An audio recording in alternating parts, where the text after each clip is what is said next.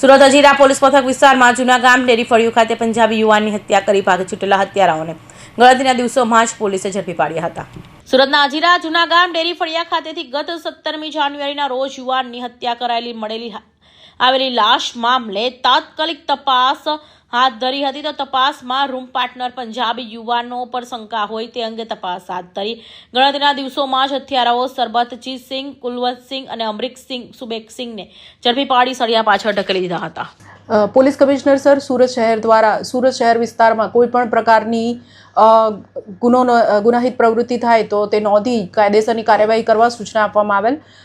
તે અંતર્ગત ગત રવિવાર તારીખ 17ના રોજ હજીરા પોલીસ સ્ટેશન વિસ્તારમાં આવેલ જૂના ગામમાં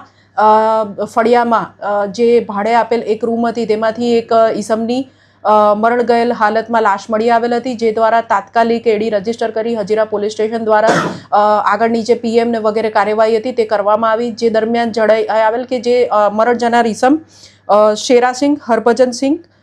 રહેવાસી રૂમ નંબર 1 ભાવેશભાઈ પટેલની રૂમમાં ડેરી ફળિયું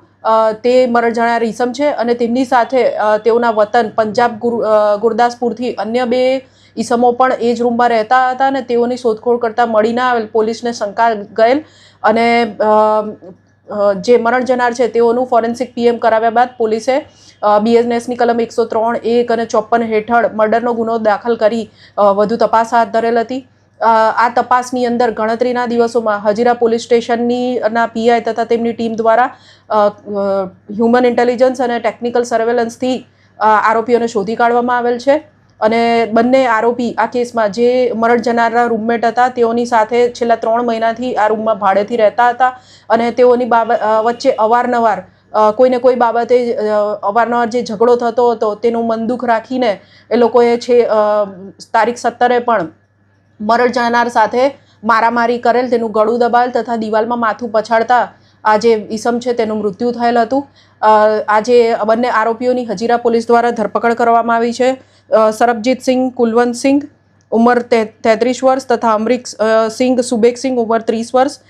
બંને મરણ જનારની સાથે આજ રૂમમાં ભાડે રહેતા હતા તથા ત્રણેય આરોપીઓ મરણ જનાર તથા બંને આરોપીઓ કોન્ટ્રાક્ટ ઉપર હજીરા પોલીસ સ્ટેશન વિસ્તારમાં આવેલી કંપનીઓમાં કામ કરતા હતા. આ આરોપીઓની હાલ ધરપકડ કરી ગુનાને લગત વધુ પૂછપરછ હજીરા પોલીસ સ્ટેશન દ્વારામાં કરવામાં આવી રહી છે. કઈ વાતથી આ લોકો ઝઘડમૂર્તિ કરતા હતા? ત્રણેય આરોપીઓ